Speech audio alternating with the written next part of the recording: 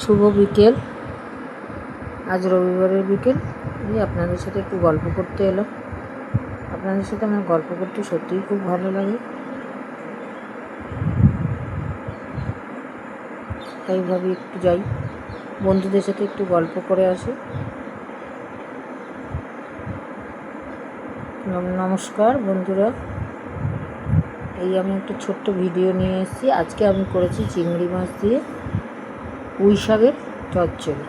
পুঁই শাকটা আমার বাড়ির কাছে। তাহলে চলুন দেখে নিন কীভাবে করছি, তারপর আপনারা করে খাবেন, জানাবেন আমাকে। প্রথমে আমি পুঁই শাক, চিচিঙ্গে, কচু এবং কিছুটা কাঁচা লঙ্কা আর কিছুটা পেঁয়াজ দিয়ে আমি নুন হলুদ দিয়ে সেদ্ধ হতে দিলাম। পুঁই শাকটা সেদ্ধ করে যতটা পরিমাণ জল লাগবে দিয়ে সেদ্ধ করে দিতে হয়। পুঁই শাক চচ্চড়ি করতে কাঁচা জল দিলে ভালো লাগে না। তারপরে কুমড়ো, আলু, বেগুন এগুলোকে আমি কেটে এই যে পাঁচফোড়ন দিয়েছি, এর মধ্যে পাঁচফোড়ন দিতে হয়। তেল গরম করে পাঁচফোড়ন দিয়ে তারপরে চিংড়ি মাছ কেটে দিয়ে পরিষ্কার করে নুন হলুদ মাখিয়ে দিয়েছিলাম, সেটা ভেজে অল্প ভেজে তার মধ্যে আমি ওই কুমড়ো, আলু, বেগুন এগুলোকে দিয়ে ভাজতে থাকলাম।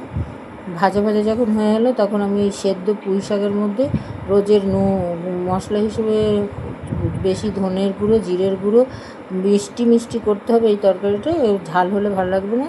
আর আরেকটু নুন হলুদ আর মিষ্টি দিয়ে দিয়েছিলাম। ওই সেদ্ধ তরকারিটা যখন এই তরকারিটা কষা হয়ে গেলো ওর মধ্যে দিয়ে যে যখন টেক্সচারটা ঠিক এরকম হবে দিয়ে আমি 10 মিনিটের মতো ছেড়ে দিয়েছিলাম চাপা দিয়ে। তারপর যখন নামানোর সময় ঠিক টেক্সচারটা এরকম হলো, যেহেতু চচ্চড়ি, তারপর আমরা গরম হতে পরিবেশন করলো। আপনারাও পরিবেশন করুন এবং খেয়ে আমাকে পরে জানান।